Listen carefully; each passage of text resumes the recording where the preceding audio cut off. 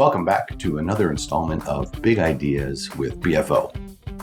Steve Kroll here. Today, breaking ranks here, I'm talking about leadership. Specifically what I like to call unleadership.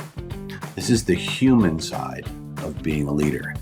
You can read all you want in Harvard, and I've read a bunch of it, and there was a point in time where I wound up self-mentoring because I spent 3 or 4 years of my career looking for a mentor. And I thought my boss should be my mentor, and it didn't work out that way.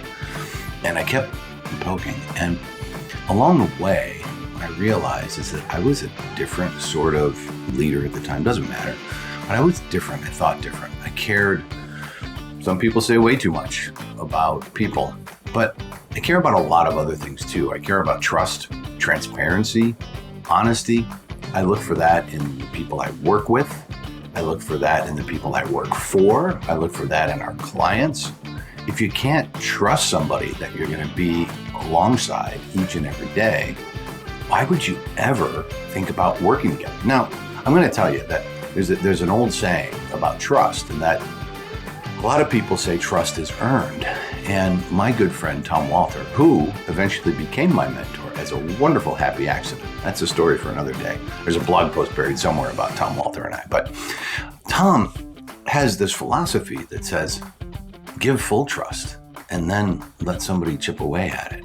That way, when you're working alongside somebody, you can practice trust and track leadership, which is something that Nick Cirillo and Rudy Mick have done a lot of over the years. And I don't mean to mention all these names like I know really important people. These are just people who have influenced me in my thinking. And trust and track means that, hey, go do your job. I'm going to help define what the outcomes are. If you have questions, or if you've got a defined outcome and you want to share it with me, that's fine.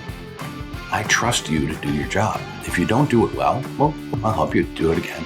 It's when we don't do it well repetitively or don't grow in it repetitively, that's when you start deprecating the trust.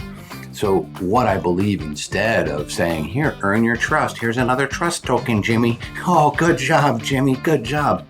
No, start here with Jimmy. Make sure Jimmy knows you love him, you care about him, that you give a damn about him, and go to work that way. What I like to believe is that each and every person at BFO starts here.